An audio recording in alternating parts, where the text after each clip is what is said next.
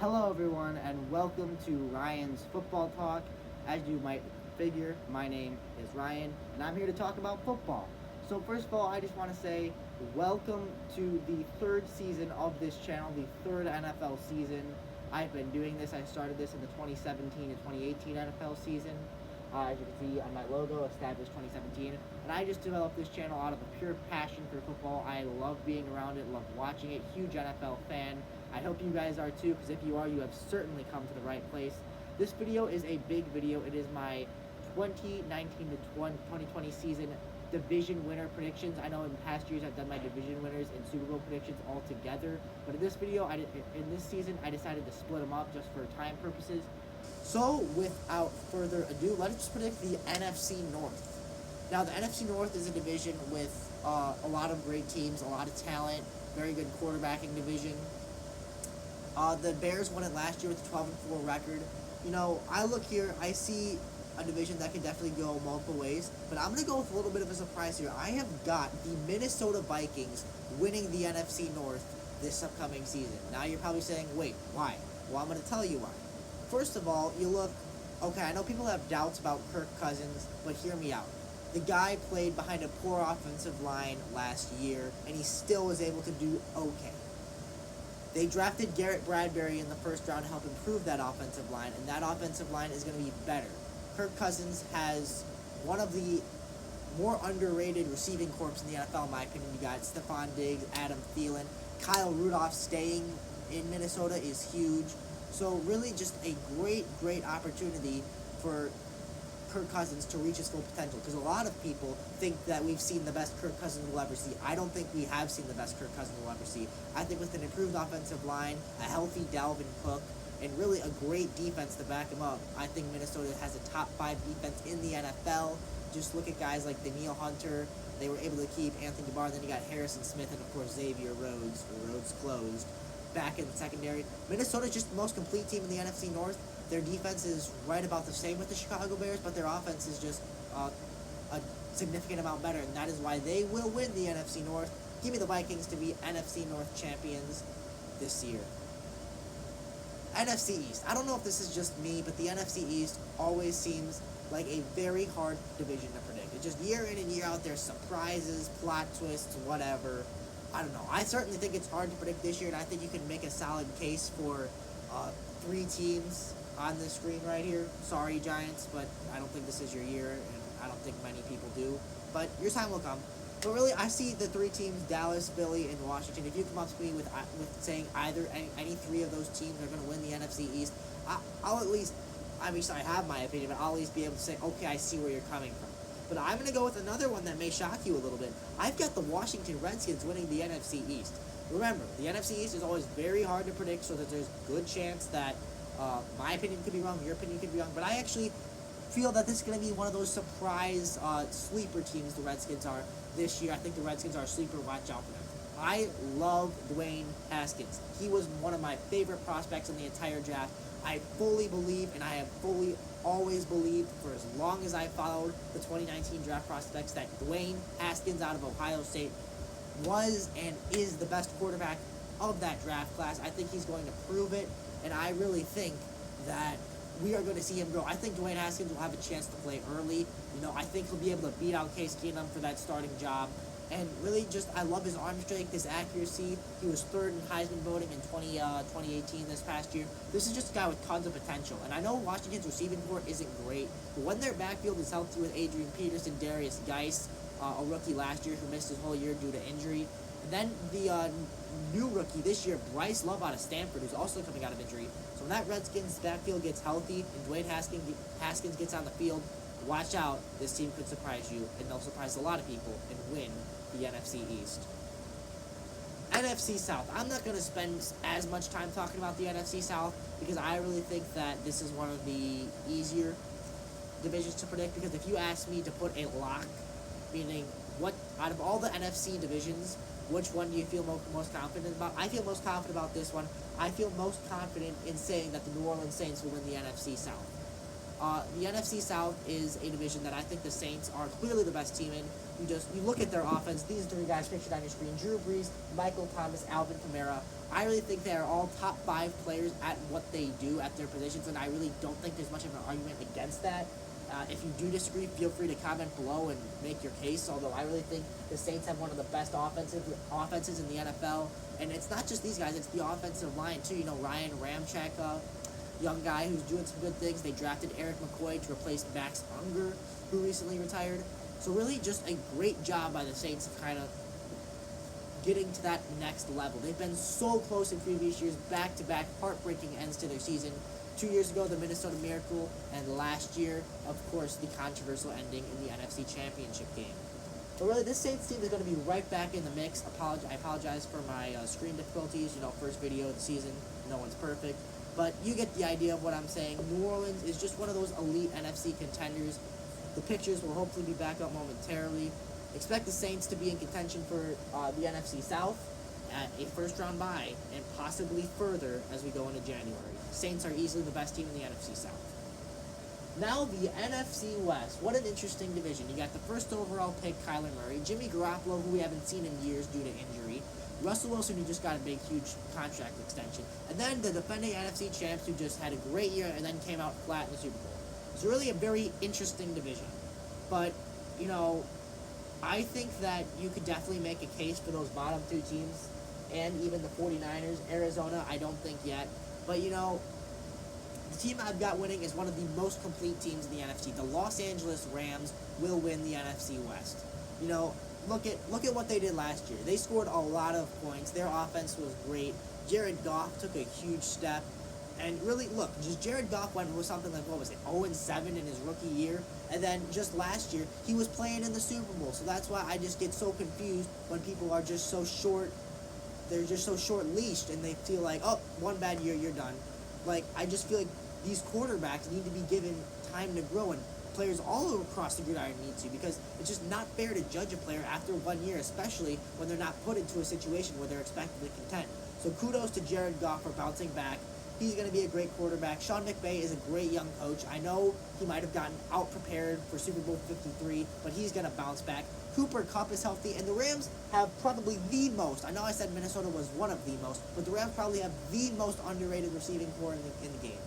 Brandon Cooks over 1,000 yards. Robert Woods over 1,000 yards. And then the young guy, Cooper Kupp, is coming back from injury. He is on pace to be ready for Week 1 of 2019. That is absolutely huge. Another young target for Jared Goff. And now I know what you're going to say, but Ryan, what about Todd Gurley? Is he healthy? I am going to say the philosophy I like to go by as a football fan. I like to say you are healthy until you are proven injured. And that might sound silly, but that's just how I go about it. I think that once you get more into training camp and Todd Gurley sees some preseason action, that we may be able to gauge how good he will be. Because not only as an NFL fan, but as a fantasy football player, I'm very eagerly awaiting the status on Todd Gurley's situation. But then really just look at Darrell Henderson, the guy they drafted out of Memphis in the mid-rounds. He'll be a great insurance policy if Todd Gurley doesn't work out. So really just a complete team, arguably the most complete team in the NFC and maybe the entire NFL. And obviously, Aaron Donald, best defensive player in the game. And I forgot to show this picture, but really, just look at all this talent in this picture. You got Brandon Cooks, Goff, Cooper Kupp, Woods, Moore, the offensive line too. Just a complete team. Expect the Rams to be one of the NFL's best this year, and don't be surprised if you see them playing in January and maybe even February. Now the AFC North.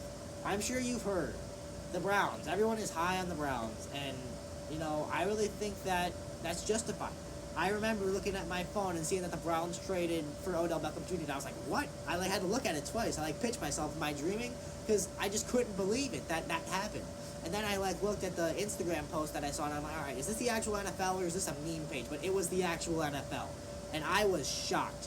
The Cleveland Browns made a big move, and then immediately after, everyone was buying into the hype. Browns are going to win the Super Bowl. Their Super Bowl odds shot through the roof. Their division odds and playoff odds went through big hikes, which with reason, but I don't think it's quite time to talk Super Bowl for the Browns. And then the Bengals, nah. The Ravens, they lost a lot of key players in free agency. I know they got Earl Thomas, but still that defense took a lot of hits in free agency. Just look at C.J. Mosley. He left for the Jets. Guy's gone. I know they got Earl Thomas, an elite defensive player, one of the best safeties. But really, just the Ravens lost too many players in free agency, and the Steelers are not going to be the same without Le'Veon Bell and Antonio Brown.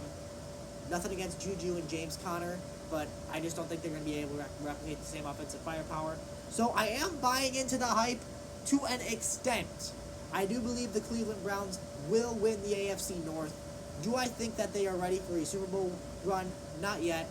But in a few years, I think they very well could be. And really, this just all comes down to being aggressive in the offseason. They had a wonderful draft and a wonderful offseason.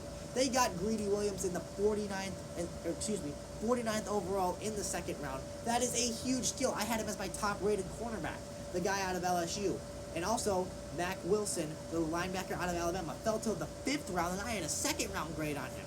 But speaking back to LSU, how about Jarvis Landry and Odell Beckham, teammates at LSU, friends throughout college, friends throughout their NFL years, and now teammates and ready to light it up with quarterback Baker Mayfield. This Browns offense is going to be so fun to watch. I definitely want to catch some of their games this year. I think football fans should keep an eye on them. I think they're going to win the AFC North, and I just really want to give really a shout out to the Browns in general. I mean, you guys have certainly paid your dues, and you guys, Browns staff, players, and fans, have certainly waited a long time for a playoff team and a division-winning team. You guys are going to get one this year. I know the pain you've gone through, the 0-16s, the pains, the playoff drought. It's all going to come to an end this year because your Browns fans, are winning the AFC North and going to be hosting a playoff game in January. How's that sound, Cleveland Nation? You should be excited. Now the AFC East. I mean, okay. Yes, I'm picking the Patriots, but I want to talk about some other teams because this is really interesting because now the AFC East is Tom Brady and 3 quarterbacks who were drafted in 2018. Sam Darnold for the Jets, Josh Allen for the Bills, and Josh Rosen for the Dolphins. Josh Rosen traded to Miami this offseason after Arizona decided they wanted to take Kyler Murray and move on from Josh Rosen after just 1 year of Rosen being on the team. You know, I think Miami got a great steal. I think Miami is now not going to have to worry about Tua Tagovailoa, getting him in the draft, this upcoming draft, or in 2 years waiting for a guy like Trevor Lawrence. I think Josh Rosen could very well be their guy, and I think obviously they think there's a good chance of that too, because they traded for him, obviously, and I think he will beat out Ryan Fitzpatrick for the starting job and win it, but ultimately I don't think the Dolphins can contend with the Patriots. Bills, lots of promise, but you're not there yet. You're getting there, though. You're slowly but surely getting there, but I really need to see Josh Allen connect with his new receivers before I buy into anything. The running back situation is also a little bit of a question mark. Now the Jets, Le'Veon Bell, good signing. Sam Darnold, iffy rookie year, but I don't believe in judging a guy's career and sentencing them to bust status after 1 year. I don't believe that. Clearly, the Cardinals do, but that's none of my business. But the Jets, they were aggressive in free agency. They got guys like C.J. Mosley on defense, Jamison Crowder as a wide receiver to help Sam Darnold, and Le'Veon Bell, who I think will be one of the best running backs in the game. I'd put him in probably top 6, top 5 range when he comes back in training camp and gets into full football mode again, because remember, he sat out all of last year. But enough of talking about the teams I'm not picking. Let's talk about the team I'm picking, the defending Super Bowl champions, the New England Patriots. I think that the Patriots are definitely my lock for the AFC, and probably for the entire NFL. This is the one I feel safest on. This is the one that I bet on. The New England Patriots will win the AFC East again. Tom Brady, Bill Belichick, greatest coach-quarterback duo ever, and that might never change. But really, just look at these guys. Like, you got a great backfield. Sony Michel, James White, Jeremy Hill coming back from injury, Rex Burkhead, Damian Harris rookie. Like, honestly, there's just so many good players in the backfield. The offensive line is good. Isaiah Wynn is coming back from injury. And then you got the receivers. Okay, yeah, Gronk's gone. He's a tight end, but he's a receiving threat. Gronk's gone, but hey, we got N'Keal Harry. What a great pick that was for the Patriots. 32nd overall. A guy people are very high on, a guy I was very high on. So really, the Patriots always do good in the draft. They always find a way, even though they're always picking late 20s, early 30s every year. N'Keal Harry is a great pick. Then you got, of course, Edelman, the offensive line. The defense is not elite, but it is good. The offense, though, is elite, and Tom Brady is not done yet, fellas. He is going for ring number 7. Now the AFC South. This is probably a division where I could at least see a case for every team winning it. I think it's going to be fairly unpredictable. Not as unpredictable as the NFC East, but I think it's unpredictable. Very interesting here. You know, Jacksonville getting Nick Foles. The Colts had a ton of cap space and seemed ready to contend. The Texans won the division last year and made some nice offseason move.